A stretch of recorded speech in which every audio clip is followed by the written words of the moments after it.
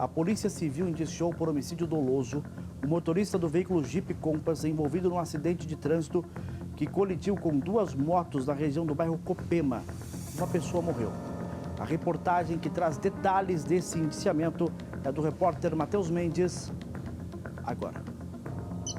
Domingo, 15 de dezembro de 2024. No relógio, são 6 horas e 22 minutos da manhã. A imagem de câmera de segurança de um condomínio no bairro Copema flagra um Jeep Compass arrastando uma moto.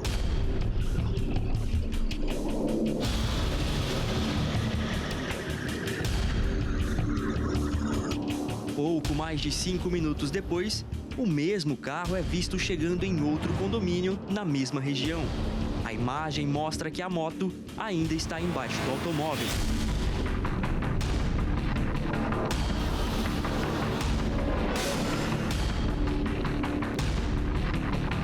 De acordo com a Polícia Civil, quem conduzia o veículo era o síndico Max Leander Martins Costa. As investigações apontam que ele fugiu do local de um acidente sem prestar socorro.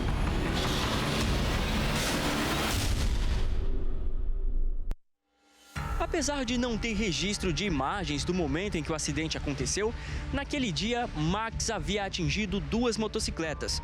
A que aparece sendo arrastada era conduzida por Anselmo Gonçalo de Magalhães. Já a outra era pilotada por José Chaves Leite, que morreu uma semana depois do acidente.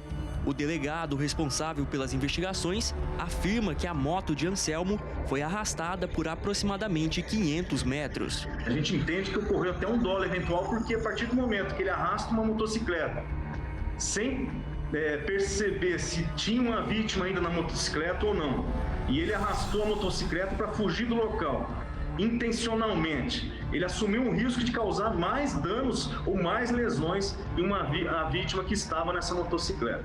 No dia do ocorrido, Max deixou o carro estacionado na vaga de um vizinho no condomínio em que ele mora. O veículo estava com avarias na parte da frente e na lateral. Naquele mesmo dia, quase uma hora depois do acidente, uma viatura da Polícia Militar é vista deixando o condomínio. Militares tentaram sem sucesso encontrar o síndico. Em um depoimento que o jornalismo do SBT teve acesso, uma testemunha que nós não vamos identificar dá detalhes do pós-acidente. Aí eu subi, bati na porta, ele não atendeu. Bati na campainha, bati forte, falei, Max, sou eu. Aí ele abriu a porta, ele estava só de quarto. Ele me atendeu. Eu falei, Max, você viu o que você fez? Ele, não. Eu falei, Max, você acidentou uma pessoa, alguém, porque a gente não sabe o que aconteceu. Ele não lembrava de nada. E aí ele falou assim, por quê? Eu falei assim, você deixou uma moto lá na frente do condomínio. Lá, aí ele falou, eu não sei, eu não lembro de nada. Aí eu falei pra eles, então você se arruma, né, veste uma roupa apropriada, coloca a bermuda, a camiseta, senta no seu sofá, porque a gente já chamou a polícia pra vir aqui ver você. Aí ele falou assim, ele vai subir, eu falei, eu vou subir. Né? Aí eu deixei ele vestido no sofá e saí. Só que na hora eu não lembrei de pegar as digitais da porta dele, que a porta dele é aquela digital. Eu não peguei. Eu acho que na hora que ele ficou no sofá, ele deve ter virado, deitado e dormindo. Quando os policiais chegou, eu fui pro apartamento dele, né? E os policiais, no primeiro instante que chegou no condomínio, eles falaram assim, cadê o carro?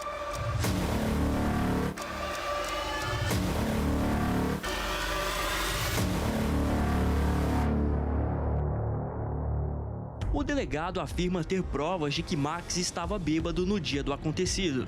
Porque durante o inquérito policial, ele praticou duas ações. Primeiro, ele registrou 2 boletins de ocorrência mencionando que ele teve ali, quando estava dirigindo, um mal súbito ou passou mal e não se lembrava do que tinha acontecido. Tá, ele fez 2 boletins de ocorrência. A gente entende que essas informações do boletim de ocorrência que ele fez, dos boletins de ocorrência que ele fez, são falsas Ele agiu aí, praticou mais um crime de falsidade ideológica. Por quê? Ele passou mal por quê? Só se foi pela bebida alcoólica que ele ingeriu nessa casa de eventos aí em Cuiabá, durante uma confraternização. O acidente ocorreu por volta de 6h30 da manhã e ele tinha acabado de sair dessa casa de eventos conhecida em Cuiabá após ingerir muita bebida alcoólica nessa confraternização. Então, só se ele passou mal porque tinha bebido e dirigido em seguida. A única explicação é essa. Passado um mês do acidente, Max ainda não compareceu na delegacia para prestar depoimento. Ele apresentou um atestado que a gente ainda não sabe se é falso ou não, um atestado médico, mas até hoje nós não conseguimos ouvi-lo. Então, quer dizer, a Polícia Civil não teve acesso a esse investigado ainda para ouvi-lo, ver se ele vai falar, se ele vai permanecer em silêncio, que é um direito constitucional dele, né? E também, como eu disse, por ele já estar atrapalhando a investigação policial, com boletins de ocorrências com informações falsas. Por que ele não citou nesses boletins de ocorrência que ele havia ingerido bebida alcoólica antes de dirigir e deu causa ao acidente? Não, ele colocou a informação que ele teria passado mal, que não teria como evitar o acidente. E também por ter ameaçado uma testemunha, né? Então ele está já atrapalhando o inquérito policial e poderá atrapalhar a futura ação penal, o futuro processo criminal.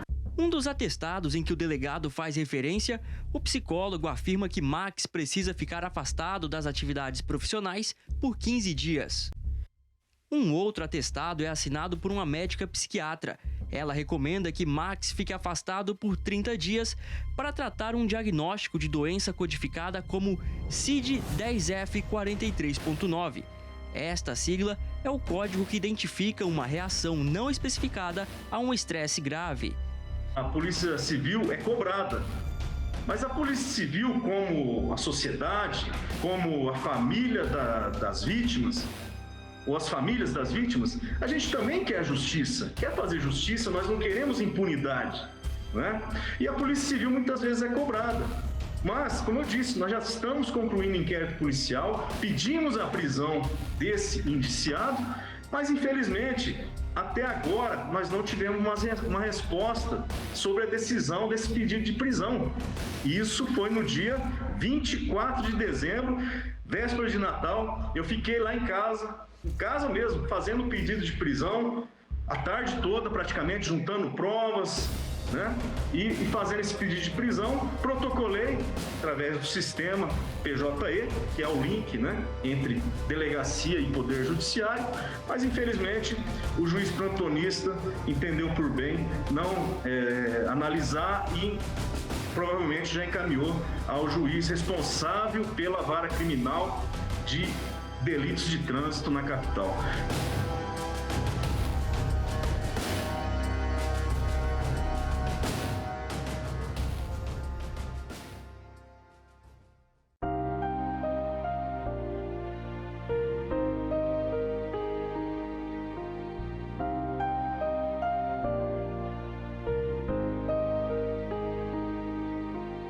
O repórter Rafael Slovinski conversou com familiares de José Chaves.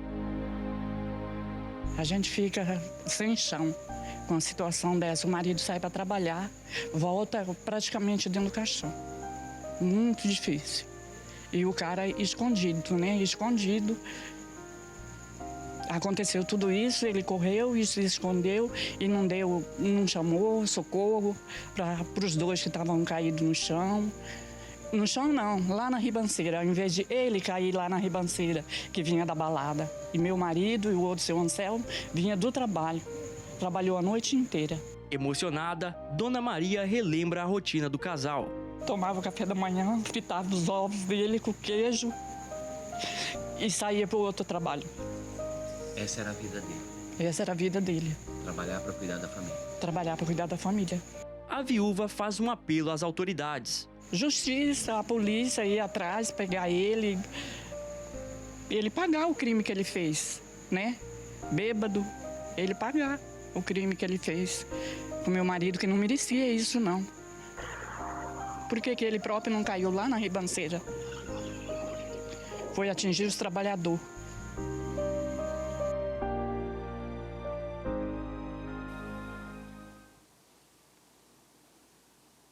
Que história, né?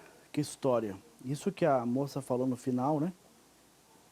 As vítimas foram os trabalhadores que estavam saindo de casa 6 horas da manhã para trabalhar. Segundo o delegado, o síndico que causou o acidente teria passado a noite ingerindo bebida alcoólica em uma confraternização. Até quando vidas de trabalhadores e trabalhadoras serão perdidas porque irresponsáveis continuam dirigindo depois de ingerirem bebidas alcoólicas? Sabe qual é a minha vontade? Que, se comprovada a culpa, que apodreça na cadeia. Tem que apodrecer na cadeia ou nada vai mudar.